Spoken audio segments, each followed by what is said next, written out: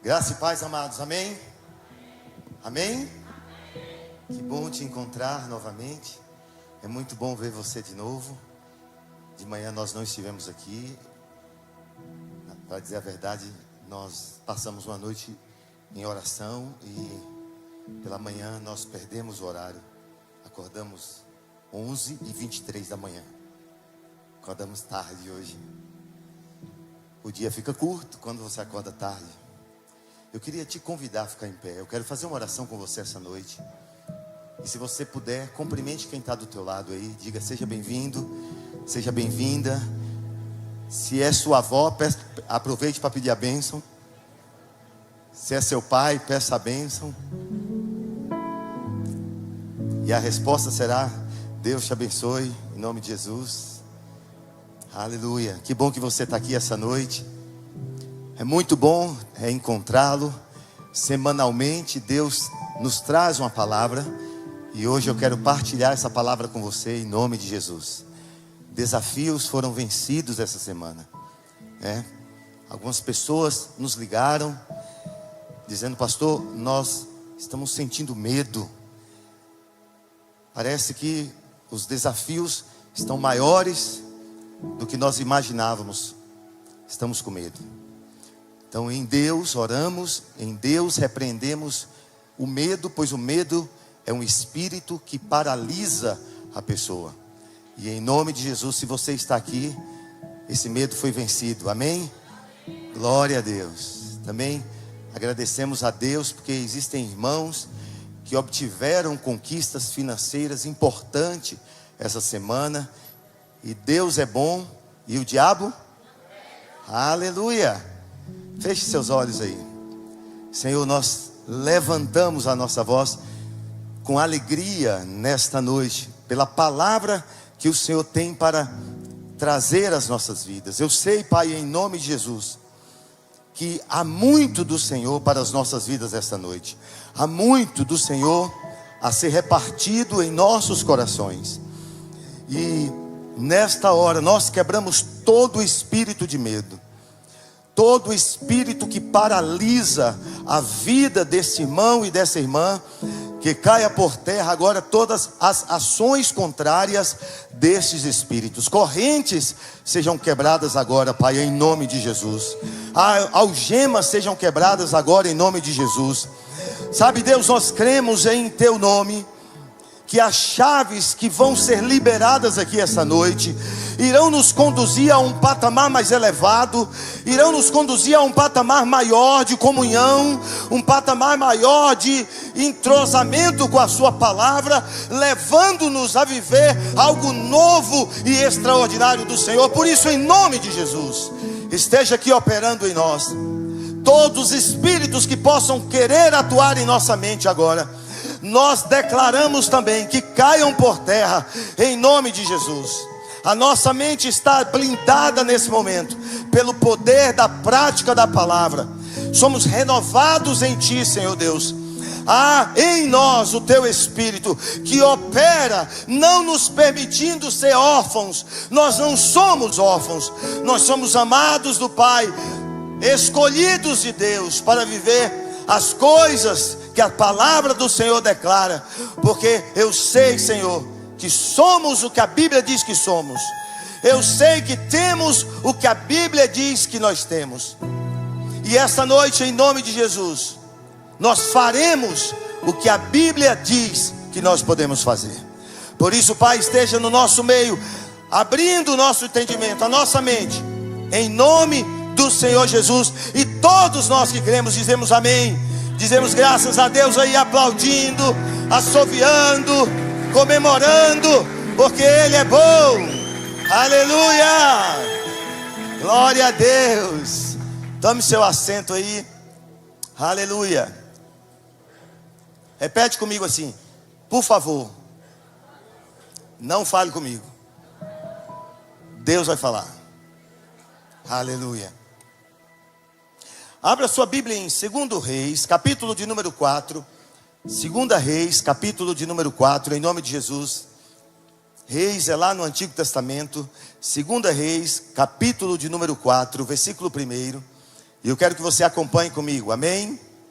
Glória a Deus, que bom que você está aqui. 2 Reis, ao passo que você vai encontrando, vai dizendo amém. Aleluia, glória a Deus, amém.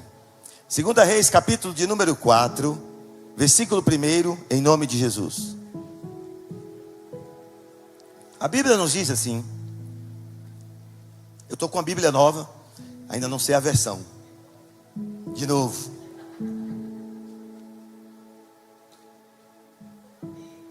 Bonita, por sinal. Deixa eu mostrar para você. Vai sonhando aí, hein? Quando ela estiver pronta, Deus manda eu dar. 2 Reis, capítulo de número 4, versículo de número 1. Eu quero que você encontre aí. E se todos encontraram, por favor, digam amém. Amém. Glória a Deus. Olha o que diz a Bíblia. Certa mulher, diga comigo, certa mulher, viúva de um dos discípulos dos profetas, clamou a Eliseu, dizendo: o meu marido, seu servo, está morto. E o Senhor sabe que esse seu servo temia o Senhor Deus. Mas veio o credor para levar os meus 2 filhos como escravos. Eliseu perguntou à mulher. O que Eliseu fez com a mulher? O que ele fez? O que posso fazer por você? Diga-me, o que é que você tem em casa? Ela respondeu: essa sua serva não tem nada em casa, a não ser um jarro de azeite. Então Eliseu disse: vá, peça emprestadas vasilhas a todos os seus vizinhos, vasilhas vazias, muitas vasilhas. O verso 4 que nós estamos, diz assim: depois entre em casa, feche a porta atrás de você e dos seus filhos, e derrame o azeite em todas aquelas vasilhas. Ponha à parte as que forem ficando cheias. A mulher foi embora dali e fechou a porta atrás de si e dos seus filhos. Estes lhe passavam as vasilhas e ela as enchia.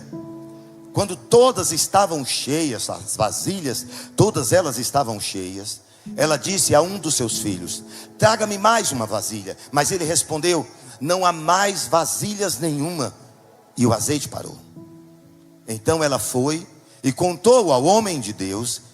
Ele disse: vá, venda o azeite e pague a sua dívida, e você e os seus filhos vivam do que sobrar. Você pode dizer amém? Amém. Aleluia. Sabe, amados, a nação de Israel, eu preciso trazer você um pouquinho para o contexto histórico, para você entender o que estava acontecendo. A nação de Israel vivia uma das suas maiores crises espirituais, políticas, militares, crise social, crise econômica, crise moral. E tudo isso acontece durante o ministério de Eliseu. A maior de todas as crises que Israel estava vivendo era a crise da apostasia, a crise espiritual da apostasia e da idolatria. A política constituída por Acabe e Jezabel havia destruído a espiritualidade daquela nação. A influência dos filhos dos profetas de Acabe, dos profetas de Jezabel, a influência dos postes ídolos sobre a nação havia destruído a comunicação. Ei, preste atenção no que eu estou te dizendo. Havia destruído a comunicação entre o homem e Deus. A idolatria havia afastado o homem de Deus. A outra crise que eles estavam vivendo era uma crise política, porque o reino havia sido dividido. O reino do norte e o reino do sul. Após a morte de Salomão, o reino foi dividido. 2 tribos ficam para um lado, 10 tribos vão para o outro lado. A outra crise que eles viviam era uma crise militar, porque com a divisão do reino, naturalmente o exército se divide também. E eles não tinham mais o poderio bélico, o poderio militar que eles tinham quando eram somente um povo. A unidade gera vitória, a divisão gera fracasso. Dividir é algo tão terrível que nem Satanás ousa dividir o seu reino. O próprio Senhor Jesus, quando faz a libertação de um jovem, ele diz que Satanás não ousaria utilizar desse artifício da divisão. Eles passavam também por uma crise econômica terrível, porque Salomão havia colocado impostos altos e o seu filho multiplicado esses impostos. E a crise moral também acompanhava a nação de Israel. Se nós não temos Deus, não temos moralidade. O Brasil, que foi um país por tantos anos, que escreveu em suas cédulas dizendo: louvado seja o Senhor, que por tantos séculos estava lá escrito que o Brasil pertencia ao Senhor, se perde em meio da falta de comunhão com Deus. E nessa falta de comunhão com Deus, a moralidade vai ralo abaixo. A crise espiritual conduz homens e mulheres a viverem crise moral. Falta de entendimento do que é respeito, do que é correto, do que é coerente ante a palavra de Deus. E o texto que nós lemos traz a história de uma viúva que é socorrida por Eliseu e que vivia ambos no meio desse cenário político sócio-religioso, um cenário sem moralidade. Uma mulher que não tinha recursos financeiros enfrentava a ameaça de perder os seus filhos, conforme textos bíblicos que você pode encontrar, e depois, se você quiser, me procure lá em Êxodo, lá em Levítico, lá em Deuteronômio, que diz que a dívida, se não houvesse como ser paga, os filhos deveriam ser conduzidos como escravos até que a dívida fosse totalmente quitada, ou seriam liberados no 7º ano, um ano sabático. Essa mulher não tinha o que recorrer, o que fazer, para onde ir, e em meio ao desespero. Quantos de nós vivemos em meio ao desespero? Você está comigo, amém? Quantos de nós em meio ao desespero não olhamos a direção certa para onde devemos clamar? O desespero pode nos cegar. O desespero pode nos tirar da direção, do alvo, daquilo que Deus tem para as nossas vidas. O desespero pode fazer com que nos tornemos cegos e não enxerguemos aquilo que é plano de Deus para nos salvar. Aquela mulher entra em desespero, mas mantém a sua lucidez. E essa lucidez leva ela a ter um encontro com Eliseu, um homem de Deus. E a Bíblia diz, no versículo de número 1 que nós lemos, que ela clama a Eliseu. Deixa eu trazer à sua memória algumas coisas aqui que são importantes e pertinentes.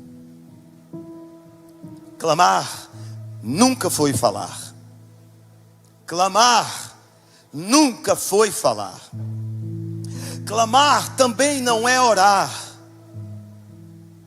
Quando você volta-se para Deus e você diz que você está orando, e você fala assim: pastor, eu estou clamando, eu vou te dizer, não é clamor. Clamor é eu estar sentado à porta da entrada da cidade, e a minha vida não ter mais socorro, e eu falar em alto e bom tom: Jesus, filho de Davi, tem misericórdia de mim. Clamor é quando as lágrimas descem. Clamor é quando as lágrimas caem no travesseiro. Clamor é quando você olha para um lado, olha para o outro e não vê saída. E então você diz: Deus, socorre-me em meio à minha angústia. Isto é clamor. Você me entende, amém? Aquela mulher, diz a Bíblia, que ela procura Eliseu e ela diz: clamando, ela diz: socorre-me. E qual é o pedido dela? O pedido dela é um pedido expresso e direto. Sabe, esse texto eu entendo que Deus mostra uma ação contínua em suprir as necessidades do seu povo. Deus não é um Deus que está escondido. Deus não é um Deus que está oculto. Deus não é um Deus alheio. Deus não é um Deus omisso. Não, amados. Deus é um Deus que está disposto a suprir as nossas necessidades. Ele é um Deus que está disposto a libertar a nossa vida. Ele é um Deus que está disposto a restaurar as nossas vidas, a fim de que aqueles que confiam no Senhor vivam a liberdade e a restauração em suas vidas. Aleluia. Saiba que o mesmo Deus que proveu, que sustentou, que cuidou daquela viúva através do profeta Eliseu, é o mesmo que através de Cristo Jesus nos supre, nos liberta e jamais irá nos desamparar, porque Ele é o nosso Deus. Aleluia, aleluia. Aí o verso primeiro, e se você fechou a sua Bíblia, eu te convido a abrir, mantê-la aberta. O verso primeiro nos fala que a mulher clama e procura Eliseu. A viúva busca ajuda de um homem de Deus. Aqui há uma lição para a sua vida. Olha para mim que agora há uma lição de Deus para a sua vida.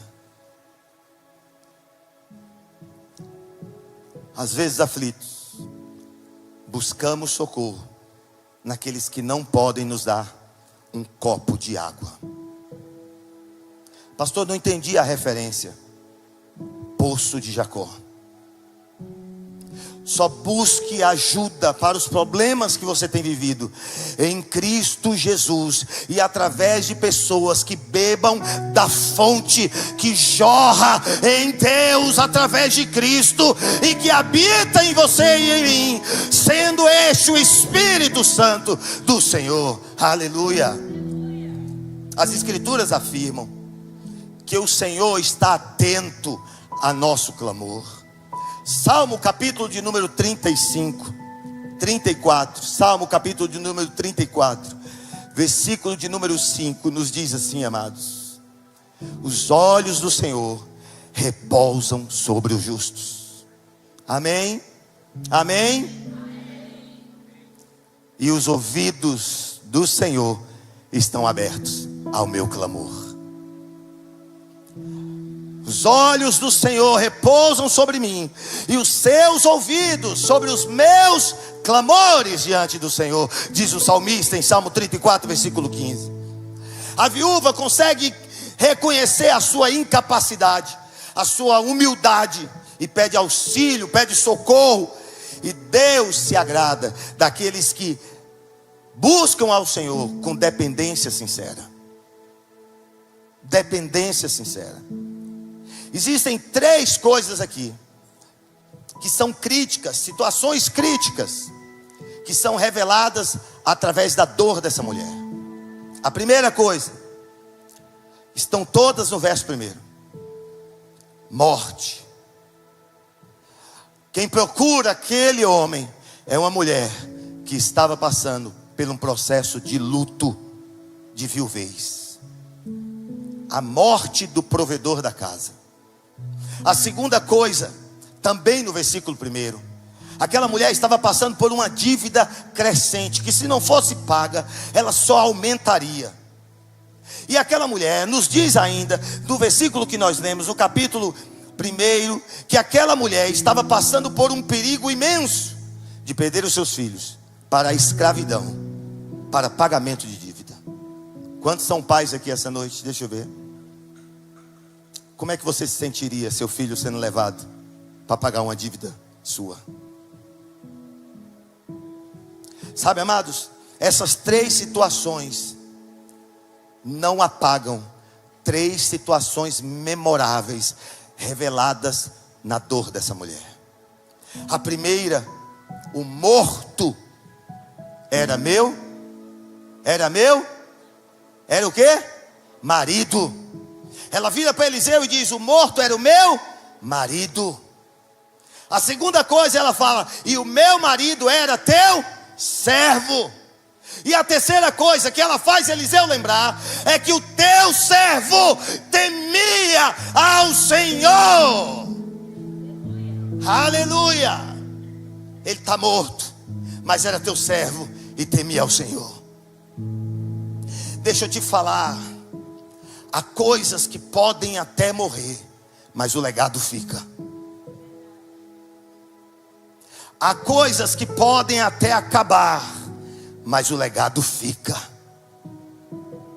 Deus não quer que você se una ao cadáver e passe dias de luto, passe meses de luto, passe anos de luto. Deus quer que você olhe para a ferida, olhe para a dor daquilo que foi, e olhe e diga: ele temia ao Senhor, ele temia ao Senhor, e o legado ficou de obediência para a minha vida. Sabe, amados, antes que qualquer provisão chega, Deus vai ouvir o nosso gemido. Antes de qualquer provisão chegar, Deus vai ouvir os nossos gemidos. 1 Timóteo capítulo 2 versículo 5 diz: porque há um só Deus, um só mediador entre Deus e a humanidade, Cristo Jesus, o homem. Sabe, Cristo, ele, assim como Eliseu, ele intermediou o milagre na vida daquela mulher. Cristo está disposto a trazer para as nossas vidas, entre ele e Deus, o milagre que o Senhor tem para cada um de nós. E o verso 2 nos ensina uma lição muito mais profunda do que essas que já falei até agora. E você está comigo, amém? Aleluia.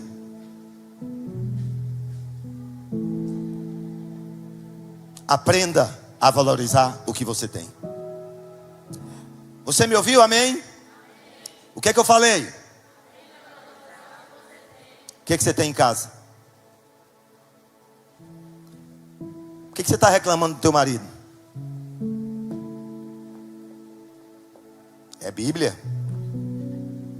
O que é que você está reclamando da tua mulher? Aprenda a valorizar o que você tem. O milagre de Deus vai acontecer na tua vida com aquilo que você tem na tua casa.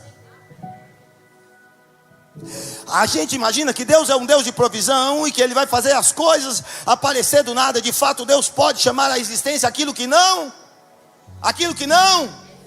Mas Deus trabalha com aquilo que você tem em casa. O que é que você tem em casa? Aí ela diz: Senhor, eu vou sair, mas eu volto para a câmara. Eu tenho uma botija de azeite. É pequenininha.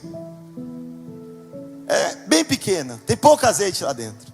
Uma botija de azeite. Quase nada aos olhos humanos. Às vezes você mesmo olha para aquilo que você tem dentro da sua casa e não valoriza aquilo que Deus tem te dado.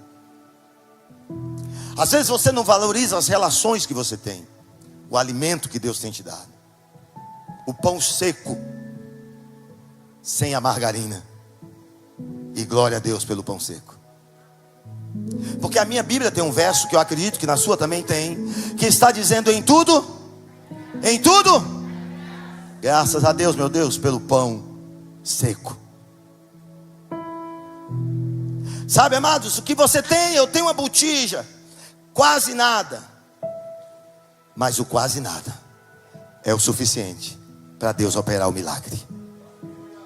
Aleluia. Você sabe o que simboliza azeite? Azeite simboliza Espírito Santo. Sabe, no livro de Zacarias, no capítulo 4, versículo 6 diz: não por força nem por violência, mas pelo meu Espírito, diz o Senhor. Aleluia.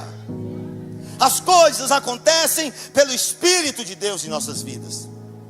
O que parece insignificante para você é suficiente para Deus. O que aos seus olhos parece não ter valor, para Deus é o suficiente para Ele operar o milagre na tua vida, na tua casa e na tua família. Aleluia. Sabe, Entregar a Deus o pouco que nós temos é permitir que Ele multiplique e que nos abençoe. Sabe, aquele jovem, ele de manhã, ele diz: mamãe. Não, ele era da Bahia. Ô maninha, eu estou indo ali, viu? Aonde, menino? Vou ali ver Jesus. Ele vai pregar. Vou lá. Aí o menino saiu. No meio do caminho, ô menino, volte aqui. Você não pegou o embornar? Os fortes entenderão aí, hein? E o que é que tinha dentro do embornar? 5 pães e 2 peixinhos. Mas a prosa de Jesus estava tão boa que não deu tempo de comer. Quando você anda com Jesus, a prosa é tão boa que não dá tempo de pecar. Pegou a visão? Quando você anda com Jesus, a prosa é tão boa que se você estiver enfermo, você vai falar: é para a glória de Deus. Enfermidade, sai. Está fazendo bagunça aqui dentro de mim, porque em nome de Jesus. Final do dia, os discípulos cheios de fé: Senhor, despede eles para casa. Sabe por quê, Senhor? É 5.000 gente aí, é povo demais para dar de comer para esse povo. É gente demais para dar comida. Manda embora para casa. Aí, manhã mandou trazer. Eu vou lá entregar para Jesus. Porque o pouco, para mim, é insignificante aos meus olhos. Mas o pouco com Deus é suficiente para operar um milagre. Aleluia.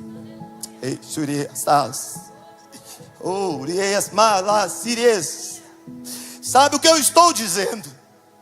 É que você tem que sair da dimensão da carnalidade, aonde os seus olhos naturais enxergam que as coisas são poucas, e entrar nos olhos espirituais e entender que Deus, com as coisas poucas em tuas mãos, serão suficientes para operar o milagre na tua vida.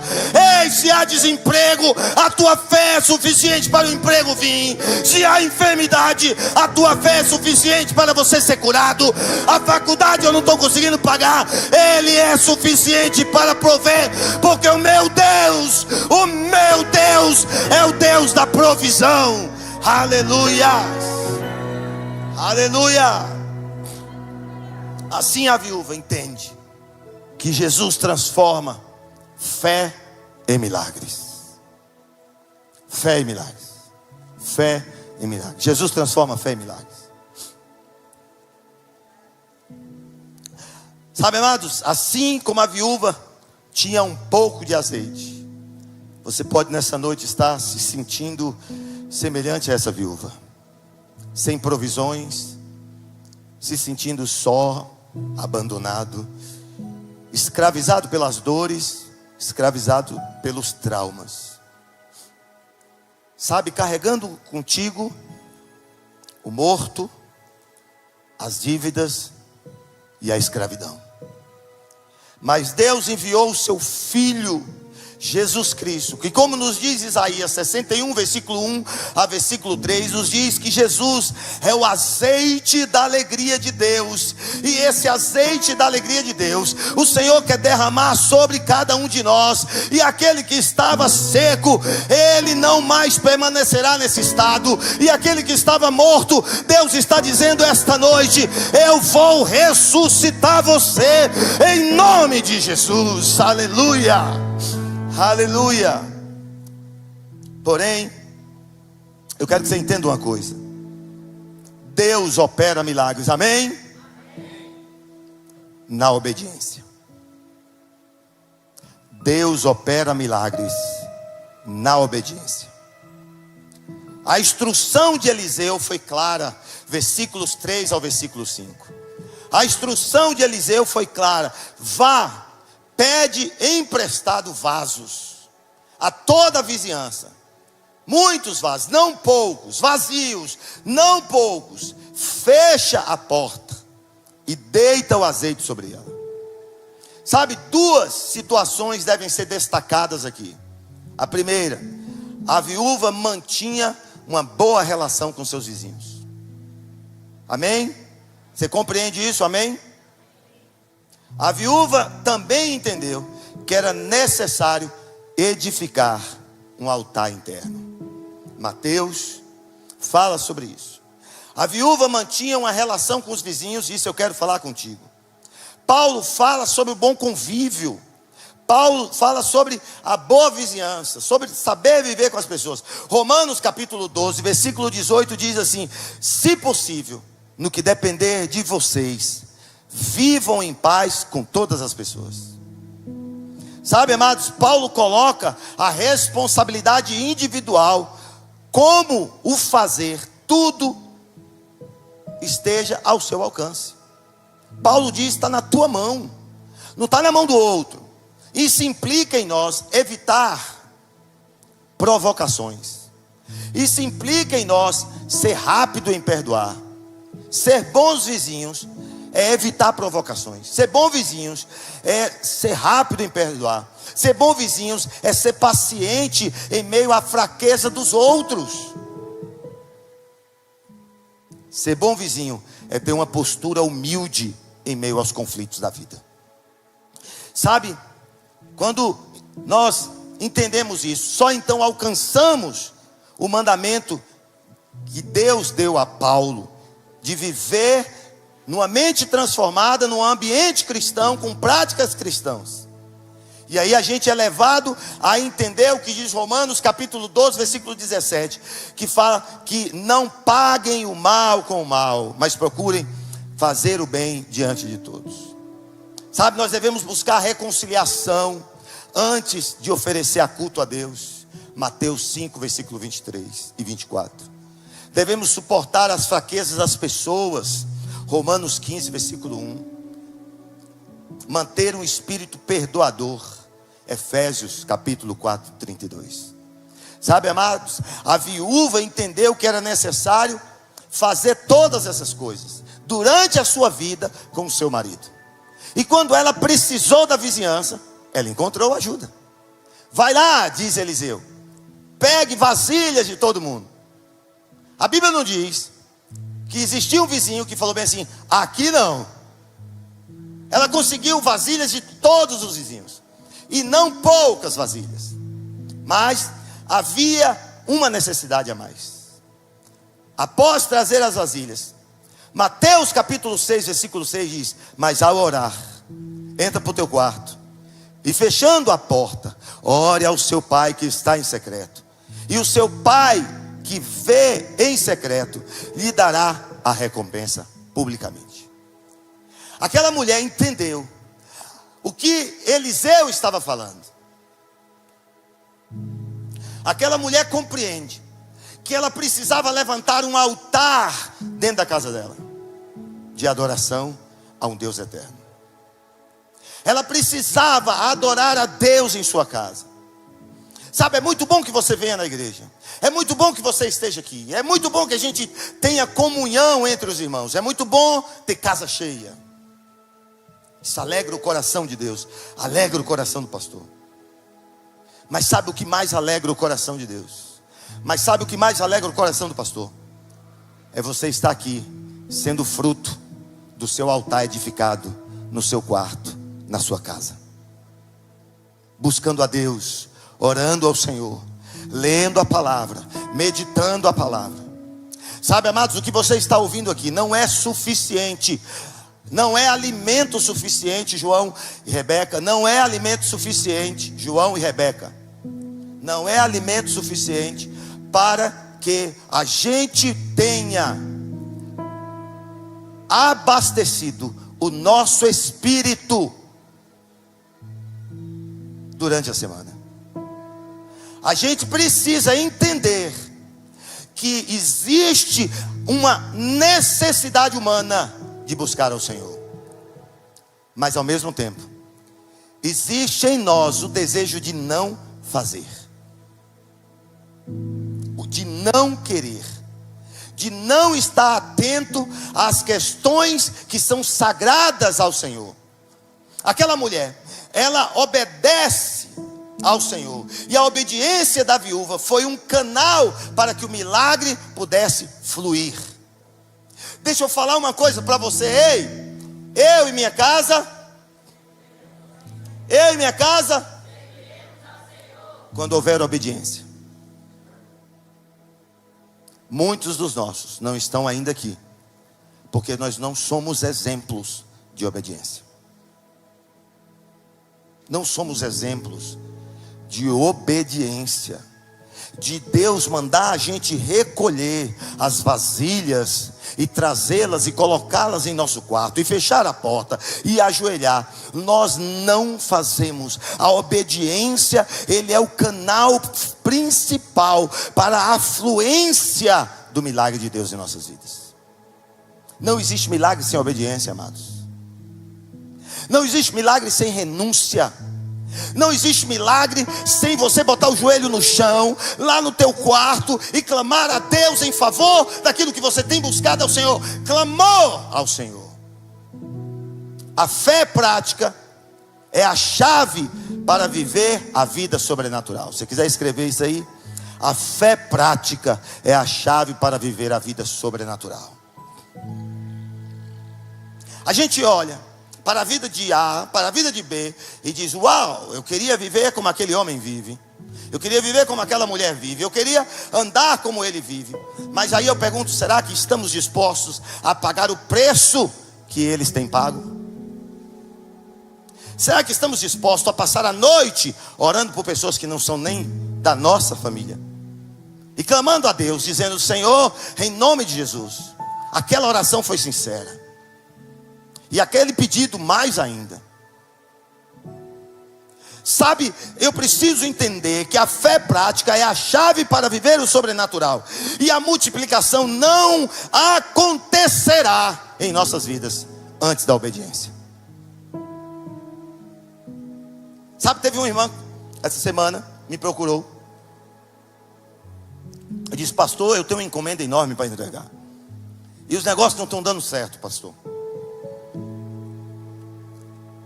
Já fiz trocentos negócios, e os trocentos negócios queimam. Não está dando certo.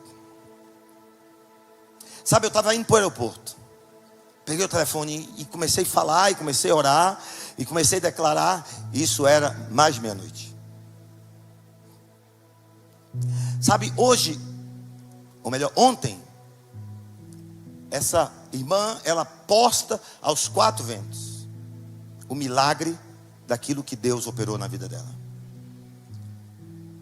Sabe, eu quero dizer para ela e para você que a obediência foi o canal do milagre na sua vida. Deixa eu te dizer, a obediência será o milagre do canal de Deus na sua vida, para que isso possa fluir. A multiplicação não vai acontecer do nada, ela vai acontecer através da obediência. Então, eu preciso entender que a fé sem obediência, ela é estéril. Eu preciso entender que a fé sem obediência não é gestacional. Eu preciso entender que a fé sem obediência não produzirá feto. A fé sem obediência não gera vida. A multiplicação de Deus é proporcional à nossa disposição em obedecer, mesmo quando a gente não entende. Deus não está me chamando para eu entender o que Ele quer de mim. Ele está me chamando.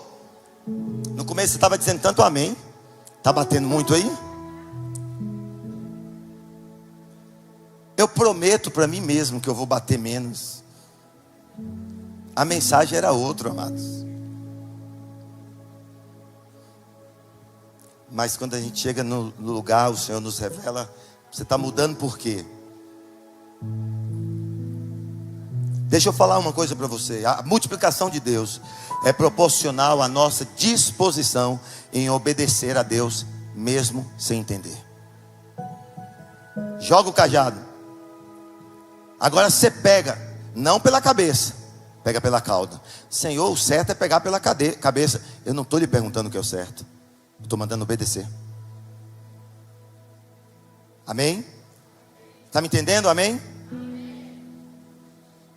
Sabe, amados, Satanás, depois do batismo de Cristo, Satanás leva Jesus para o deserto. Certo? Ninguém vai me corrigir? Estou errado. Quem leva Jesus para o deserto é o Espírito Santo. Às vezes as aflições que nós estamos passando, nós dizemos: Senhor, isso aqui é fruto de Satanás. Não, pode ser um tratamento de Deus para gerar obediência na tua vida. Pode dizer amém? Você não quer ser tratado por Deus, não? Eu quero.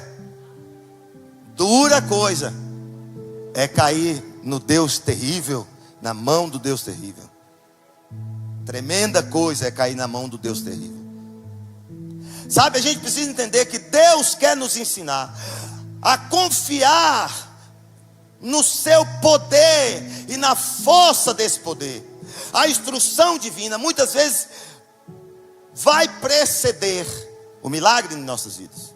A instrução divina muitas vezes vai acontecer antes do milagre. Ei, olha só, tudo que Ele falar, vocês façam. Daqui a pouco a água virou vinho. Não foi o vinho que veio primeiro, foi a obediência que veio primeiro. Amados, assim também a fé e a obediência vai nos conectar, como diz Paulo, à salvação. Sabe, Romanos capítulo 10, versículo 9 e 10, diz: se com a tua boca confessar Jesus como Senhor, e em seu coração crer que Deus o ressuscitou dentre os mortos, você será salvo. Obediência e fé. Os milagres acontecem, sabe aonde? Dentro de uma obediência ativa. Não dentro de uma obediência passiva, mas dentro de uma obediência ativa. Deus é aquele que quer superabundar para as nossas vidas as suas bênçãos. Enquanto os vasos estavam vazios, estavam sendo cheios, enquanto havia um derramamento do azeite naqueles vasos, havia uma fluência contínua da bênção de Deus. Deus não apenas encheu todos os vasos, mas Deus, Ele quita a dívida da viúva. Ele, além de quitar a dívida da viúva, Deus providencia o sustento, a aposentadoria, não do INSS. Ah, podia falar? O Alexandre de Moraes vai me pegar, né?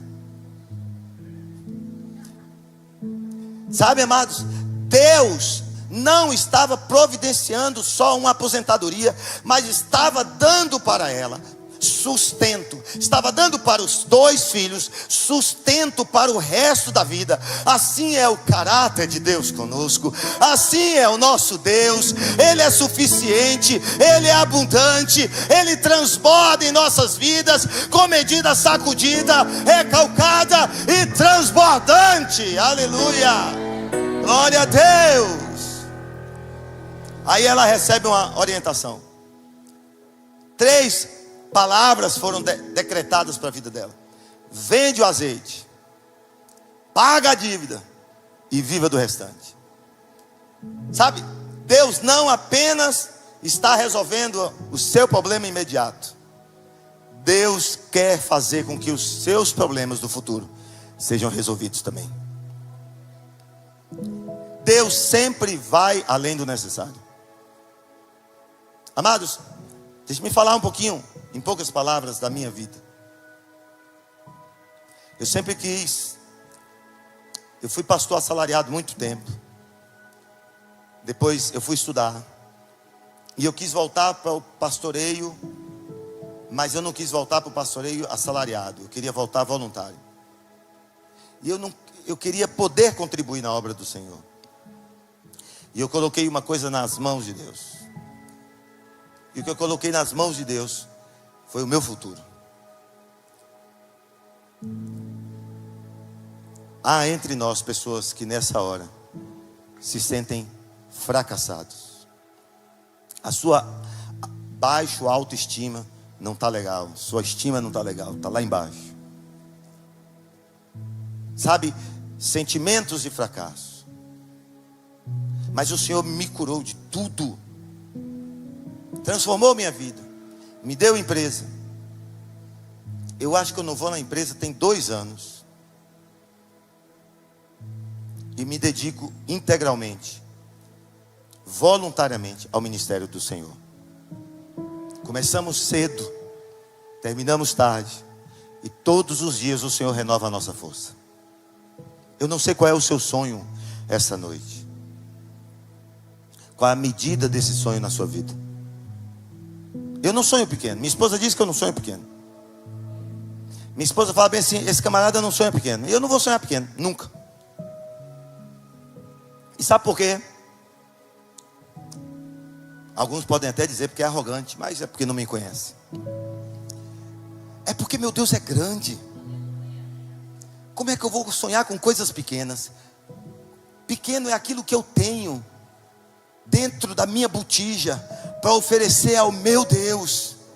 E grande são os milagres que Ele tem feito e continuará fazendo na vida de cada um que crê de forma excepcional, de forma extraordinária. Basta crermos e obedecermos a palavra santa do Senhor. Sabe, eu entendo o que Filipenses diz e o que Efésios diz. Filipenses e Efésios diz que Deus, Ele nos suprirá além do necessário. Além do necessário. Sabe, amados, assim como o azeite foi suficiente para quitar a dívida da viúva, o sacrifício de Cristo é suficiente para quitar a sua dívida espiritual. Sabe, Colossenses capítulo 2, versículo 14 diz: cancelando o escrito da dívida. Aleluia. Cancelando o escrito da dívida. Havia uma dívida com o meu nome. Havia uma dívida com o seu nome. E a Bíblia diz que foi cancelado o escrito da dívida. Colossenses capítulo 2, versículo 14. Que era contra nós. E que nos custava de ordenanças, o qual nos era prejudicial. Removeu inteiramente, cravando na cruz. Aleluia. Sabe o que eu costumo dizer quando as pessoas estão em Gilgal? Que se Gilgal não apontar para a cruz, Gilgal não funciona. Porque a cruz é aonde podemos levar os nossos pecados. Sabe, amado, Jesus não apenas perdoa nossos pecados, mas Ele também quer nos dar vida plena, vida eterna. Sabe, João capítulo 10, versículo 10 diz assim: eu vim para que vocês tenham, vírgula. Amém? Amém no vírgula? Por quê? Porque o Senhor quer nos dar vida em abundância. Aleluia. Aleluia. Deus quer abundar em meus sentimentos. Amém? Não levanta a mão não. Mas quantos aqui essa noite estão com os sentimentos feridos? Amém. Sabe o que é que a palavra diz? Que Deus quer tornar abundante na tua vida as emoções suas serem controladas pelo Espírito. Quando você permite que as suas emoções te governem, na verdade você está sendo desgovernado por elas. Mas quando você permite que o Espírito Santo te governe, as suas emoções estão governadas por Deus. Aleluia. Aleluia. Sabe, 2 Coríntios capítulo 8, verso 2 diz: pois vocês conhecem a graça do nosso Senhor Jesus Cristo, que sendo rico, se fez pobre por amor de vocês, para que por meio da pobreza vocês se tornassem ricos. Eu vi que alguns entenderam, outros não. Eu vou falar de novo. Ele se fez pobre para que nós fôssemos ricos. Eu não estou falando de dinheiro, amados. Dinheiro é só um leque dessas grandezas do Senhor. Eu estou falando de graça. Eu estou falando de abundância. Eu estou falando de poder. Eu estou falando de autoridade. Eu estou falando de dons espirituais. Eu estou falando de salvação. Eu estou falando de amor. Eu estou falando de perdão. Eu estou falando de reconciliação. Eu estou falando de traumas e males e maldições lançados na cruz do Calvário. É disso que eu estou falando. Sabe, eu entendo que Eliseu atendeu o clamor da viúva. Amém? Sim ou não? Jesus atende o clamor da humanidade. Aleluia.